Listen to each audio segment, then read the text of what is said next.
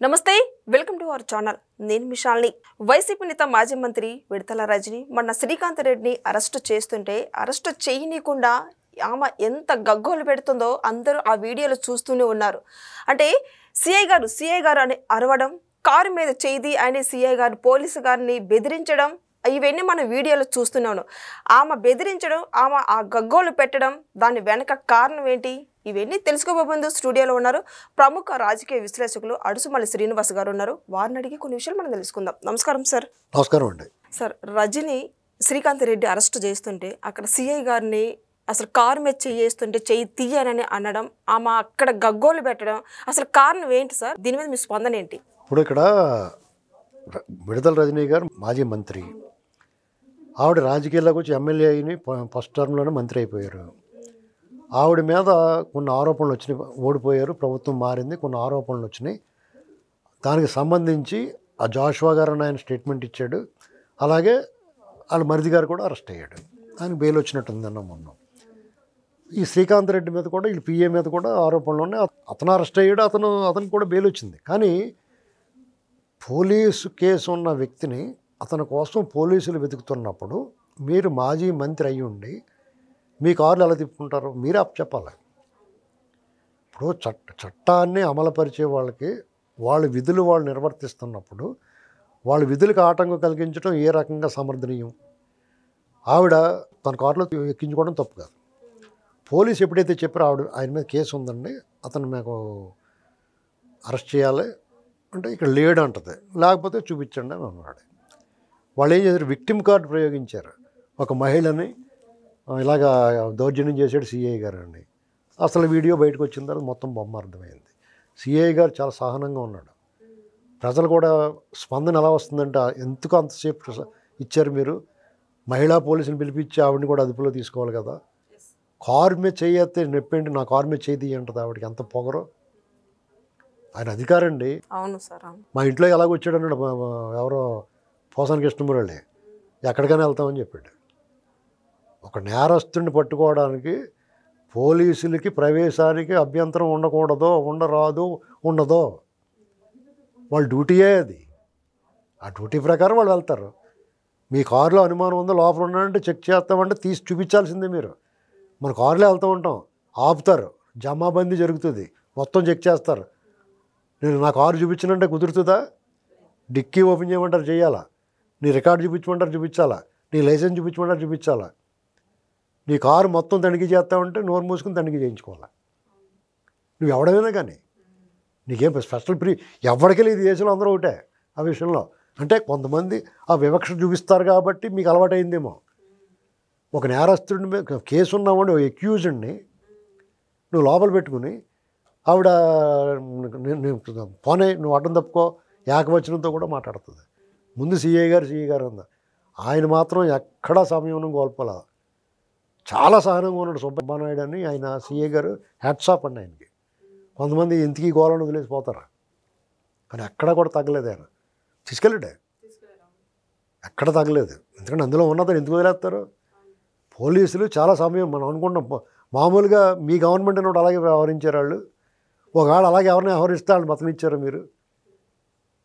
మీకోసం, మీ కళ్ళలో ఆనందం చూడడం కోసం పోలీస్ స్టేషన్లో పెట్టి కొట్టించి మీరు వీడియోలు చూసిన సందర్భాలు ఉన్నాయి. అవి ఉన్న కేసులు. మీరు ఒక ఆడబిడ్డ కాబట్టి, మహిళ కాబట్టి, ఈ ప్రభుత్వం మహిళల పట్ల గౌరవంతో కొంచెం వెసులుబాటు ఇచ్చింది. మీ మీద చర్యలు తీసుకోవడానికి ఉదాసీనంగా ఉంది, కొంచెం ఆలస్యం చేస్తుంది. కానీ మీరు తప్పించుకోలేరు. రోజా అయినా ఈవిడైనా, ఒక ఈవిడి చాలా హుందాగా కనిపిస్తుంది మనిషి, హుందాగానే వ్యవహరించాలి. మీరు ఎందుకు అప్పచెప్పారు? తప్పు కదా. మీరు మంత్రి కూడా చేశారు కదా, మీరు బాగా చదువుకున్నారు కదా, చట్టం పట్ల అవగాహన ఉన్నవాళ్ళే కదా, లేమన్నాం కదా, మీకు తెలియకపోవటం ఏం లేదు కదా.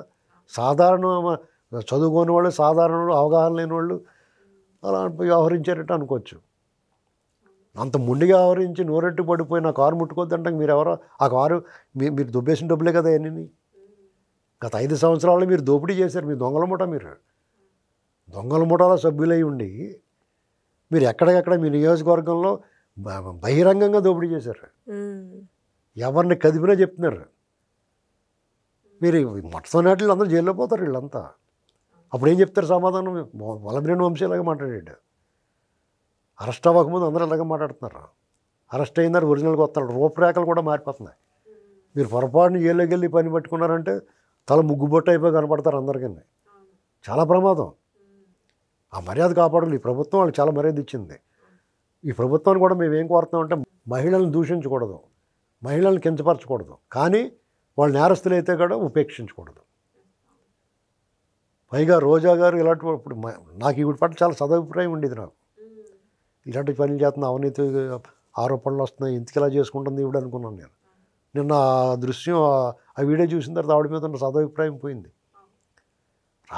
రాజకీయాలు ఎప్పుడు కూడా స్టెబన్గా ఉండమండి, డైనమిక్గా ఉంటాయి. ప్రజాభిప్రాయం మారుతూ ఉంటుంది. పొలిటీషియన్స్ కూడా ఒపీనియన్స్ మార్చుకుంటూ ఉంటారు. ఒపీనియన్ మార్చుకున్నాడు అలా పొలిటీషియనే కాదంటాడు గొరగడ అప్పారావు గారు గిరీశం పాత్ర ద్వారా.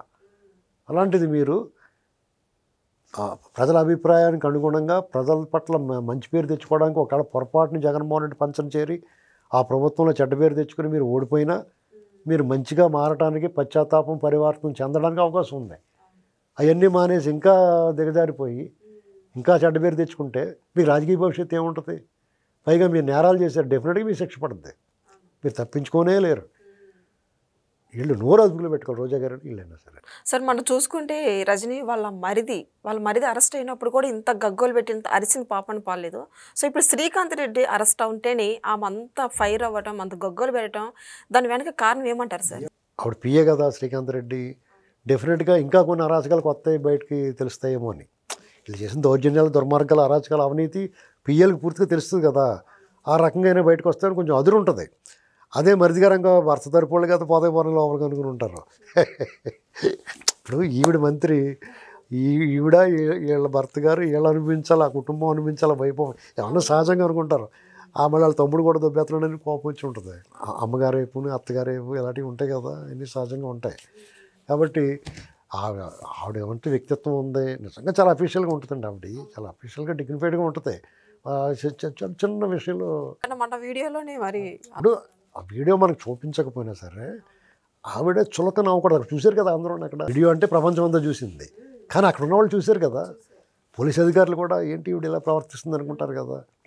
మాజీ మంత్రి కదా, ఒక సాధారణమైన పౌరురాలు కాదు కదా. ఆవిడ ఈ విషయంలో అలాంటి జాగ్రత్తలు తీసుకోవాలి. చంద్రబాబు గారి విషయం చూడండి మీరు. ఆయన ఊరికినే 4 సార్లు ముఖ్యమంత్రి రాలేదు. ఊరికినే ప్రపంచ స్థాయిలో అతనికి పేరు ప్రఖ్యాతలు రాలేదు. ఈ దేశం అంతా కూడా ఆయన సౌత్ ఇండియా నుంచి ఒక స్టాల్వార్ట్ లీడర్ అని ఊరికినే ఎందుకు వస్తుందండి? ఊరికినే ఆయాచితంగా ఉత్తినే ఎవరికి ఏం రాదు. ఒక జగన్ లాంటి తప్ప ఎవరికో నూటికో కోటికో ఒకటికాడు బాబు పేరు చెప్పుకుని బతికేస్తారు వాళ్ళు. ఆ బాబు పేరు చెప్పి బతికేస్తారు. ఆ పేరు వచ్చిన తర్వాత దొంగిలించిన సొమ్ముతో మళ్ళీ నిలబెట్టుకోవడానికి ట్రై చేస్తారు తప్ప ఈ విషయంలో చట్టాన్ని గౌరవించి చట్టాన్ని తన పని తాను చేసుకొని ఇచ్చే వ్యక్తిలో ప్రథముడు చంద్రబాబు నాయుడు గారు.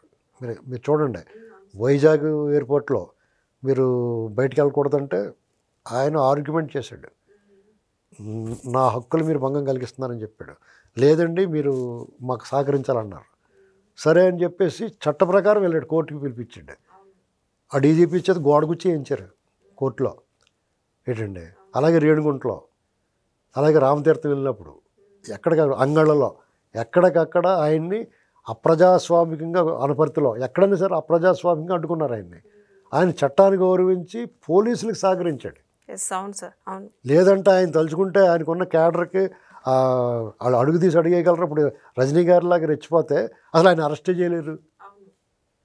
వాళ్ళు ఆయన అరెస్ట్ చేసినప్పుడు ఆ క్యాడర్కి పిలిపిస్తే ఒక్క అడుగు కూడా కదలదా కారు. పోలీస్ కాల్పుల వరకు వెళ్ళిపోయాను.